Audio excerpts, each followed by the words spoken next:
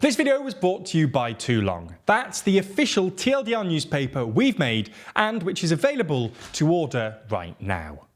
On October the 10th, Ukrainian President Volodymyr Zelensky visited Romania to negotiate for further support of its war effort. Romania has been solidly pro-Ukraine since the start of Russia's invasion of the country, supplying regular military aid and even setting up a training centre for prospective Ukrainian F-16 pilots. Despite this solid track record, Zelensky's visit didn't go as planned, with the Ukrainian president cancelling his speech in front of the Romanian parliament in anticipation of anti-Ukraine protests by the ultra-nationalist Alliance for the Union of Romanians, or AUR for short. AUR only won a handful of seats in the Romanian parliament at the 2020 election, but they've been surging in the polls recently, and one poll put them ahead of both Romania's establishment parties ahead of the upcoming European elections. AUR has been described as anti-EU and anti-NATO, with isolationist and traditionalist instincts, and they're the latest in a string of right-wing nationalist parties popping up across Europe. So in this video, we're going to have a look at the AUR, who they are, and why, even if they're unlikely to take power anytime soon, their surging popularity could nonetheless indirectly influence Romanian policy. Before we start, if you haven't already, please consider subscribing and ringing the bell to stay in the loop and be notified when we release new videos. In the past 3 years since its last election, Romania has sifted through an impressive 3 prime ministers. Now, changes in office aren't uncommon in Romania. After overthrowing and subsequently executing its hardline communist dictator Nicolae Ceausescu in 1989, Romania has gone through 25 different governments, which averages out at about a new government every 15 months. For most of Romania's post-Ceausescu history, its politics have been dominated by the centre-left Social Democratic Party, which was founded by former members of the Communist Party. Its main opposition has been the centre-right National Liberal Party, which governed in coalition with the Soviet Democrats as the Social Liberal Union in the early 2010s. Anyway, these two parties continue to dominate to this day, and are currently in a grand coalition agreement after neither party won an outright majority at the 2020 parliamentary elections. The government is led by Social Democratic leader Marcel Ciolacu, who took over from National Liberal Party leader Nicolae Ciucă earlier this year, as per their coalition agreement.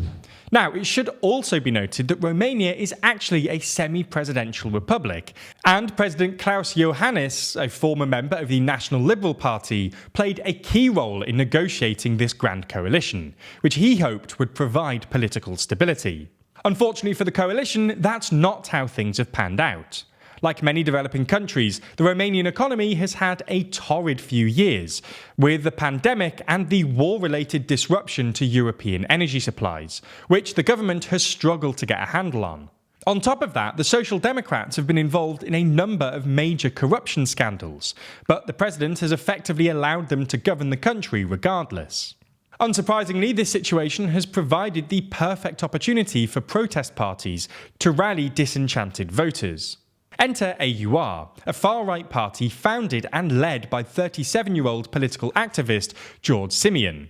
Years before joining politics, Simion focused on rallying support for the reunification of Moldova with Romania, organising marches in support of uniting the two countries and even facing deportation from Moldova as a result. In 2019, he founded AUR, meaning gold in Romanian.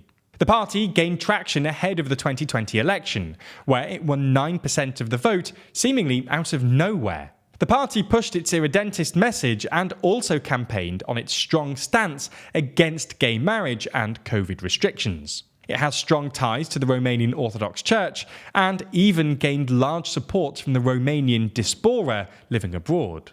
AUR's COVID-skeptic rhetoric apparently went down well in Romania, where only 41% of adults were vaccinated by the end of the pandemic. This is a familiar pattern in Europe. Grand coalitions seem to disenfranchise voters on both ends of the political spectrum, providing electoral fuel for anti-establishment parties. Since then, Simion has shifted the party to focus more on the war in Ukraine. He's advocated for stopping all military aid to Ukraine and heavily criticised the government for allowing importation of cheaper grain from Ukraine and its transit through Romania. As a result of this and his greater Romanian irredentism, Simeon has been banned from entering Ukraine as well as Moldova. Now, we should say here that Simeon insists he's not at all pro-Russia, and a leading AUR member told the Financial Times earlier this month simply that Romanians have suffered both from Ukrainians and from Russians, and we don't actually like either of them much.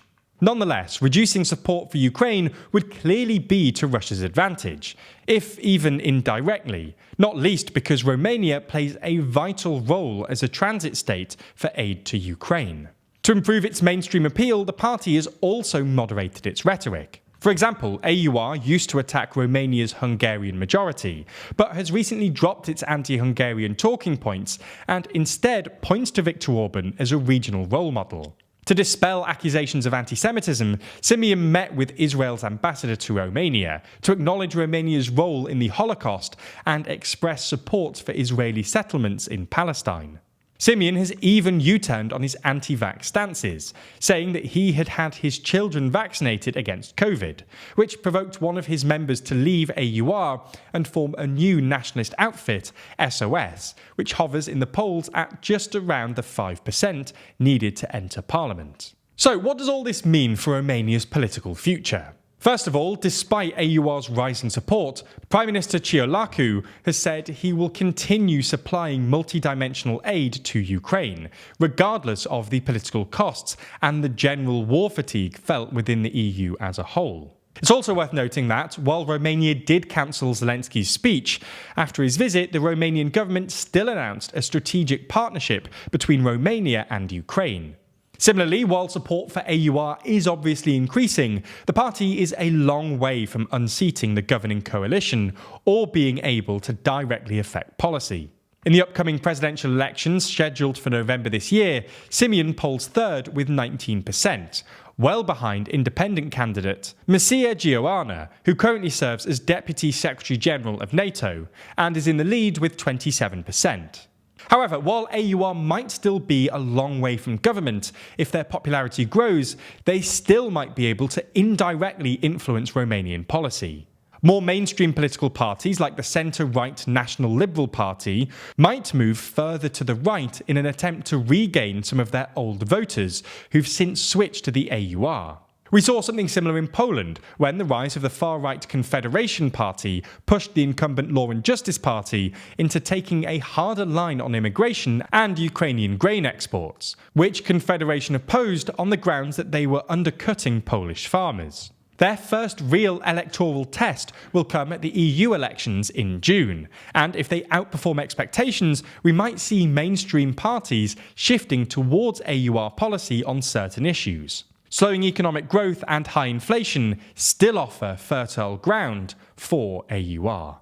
If you want more from TLDR and want to support our journalism, consider picking up a copy of our newspaper, Too Long. This is a one-off physical newspaper we've been working on over the last few months, which includes 32 pages of analysis and explainers from the TLDR team on everything from Ukraine and Gaza to the state of the French and German governments, or the upcoming elections in the UK, US, and around the world. It's not just us either. We have a full interview with creator and journalist Johnny Harris that people who buy the newspaper can also watch via a special QR code. Plus, there's articles from a ton of other creators, including JJ McCullough, Search Party, Sophia Smith-Gaylor, and many more. This really has been a very exciting project for us to work on, and hopefully you can already see all the work we've put into it, even the TLDR-themed crossword. So if you want to pick up a copy and help fund our journalism on YouTube as we head into 2024, then the link to the store is in the description. Plus, you can get 20% off your purchase this week only by using code TLDREU at checkout. And with a limited quantity available, if you do want one, I'd order soon, especially if you want it before Christmas.